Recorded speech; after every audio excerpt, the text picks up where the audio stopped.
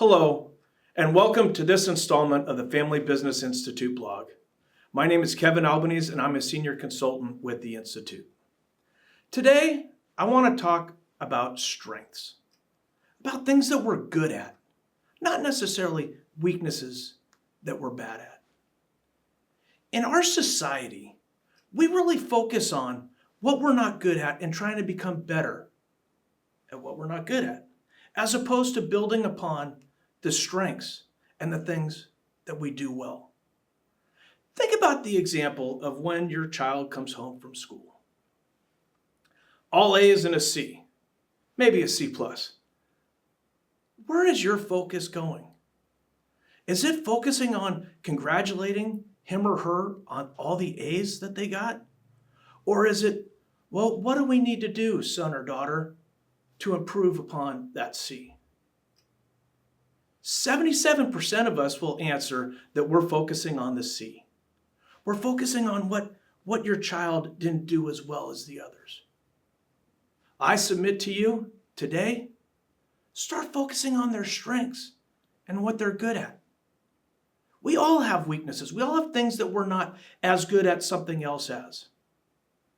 If we focus on what we're doing well and do that better, don't let our weaknesses become a burden. We always need to take care of our weaknesses and make sure that they're not dragging down our performance.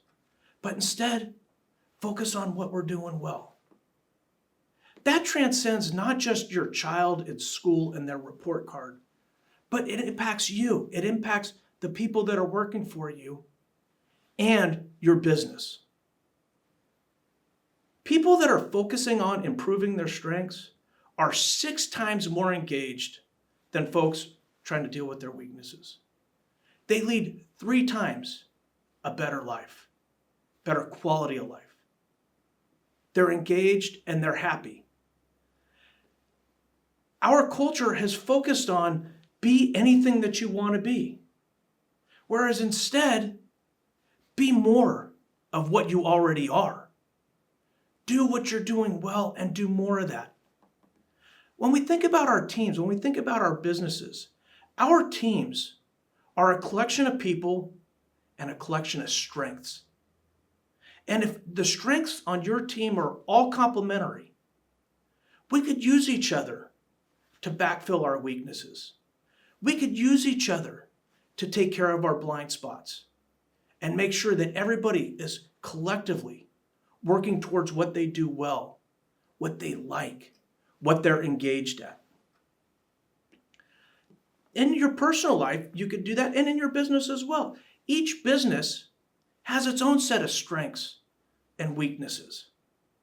Again, we can't ignore our weaknesses to the point where they become a problem for us or where they drag down our performance or what we're doing. Just be average in those areas that you're weak, but find what you're good at. And you bring that to the market. You bring that to your customers. You bring that to your employees. And soar to your strengths. Studies show that potential is 8 times greater for organizations and people that focus on their strengths as opposed to their weaknesses. Think about how much better your day would be if you're doing what you love. You're doing what you're good at, because you have confidence that the other members on your team are taking care of doing maybe what you're not so good at. It's a much better way to go through your life. It's a much better way to go through business where we spend so much of our time. So it's not just the report card of your child, and it's not just the balance sheet of your business, and it's not just the members on your team. People working towards what they're good at and doing what they're strong at are usually happier, more productive, and more financially successful. Soar to your strengths. With that, we thank you for tuning in to this issue of Family Business Institute blog. If you have any questions or comments, please feel free to leave them on the blog. Otherwise, check out our website for upcoming peer groups and upcoming boot camps and one-on-one consulting opportunities. And in closing, soar to your strengths. Thank you very much for tuning in.